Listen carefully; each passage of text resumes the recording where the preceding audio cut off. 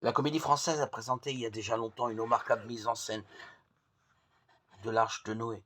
On voyait dans l'une des scènes finales les enfants de Noé partant vers les points cardinaux. Les femmes de Ham et de Sem, lourdement chargées, suivaient leur mari. Japhet, qui de tradition est l'ancêtre de la race blanche, s'effaçait pour laisser passer son épouse.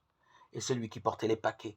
On dit facilement maintenant que cette galanterie est simplement un moyen plus sophistiqué de maintenir la femme sous la domination de l'homme, que l'organisation de nos sociétés occidentales, comme les autres, ait été faite par l'homme et par conséquent à son avantage, n'est plus niée par qui que ce soit. Bien des choses ont été corrigées, des lois, des règlements. C'est sûrement un bien, il faut tout de même se garder de penser que c'est assez. Si on ne change pas aussi les mentalités, ce serait insuffisant et très peu efficace. Il arrive que des réglementations bonnes en elles-mêmes se retournent contre ceux en faveur de qui elles ont été prises. Il est interdit par exemple de demander à une femme qu'un patron embauche si elle est enceinte. On comprend bien l'idée. Je ne suis pas sûr que ce soit de nature à créer des rapports de confiance entre patron et employé. L'homme et la femme sont égaux, personne ne le conteste.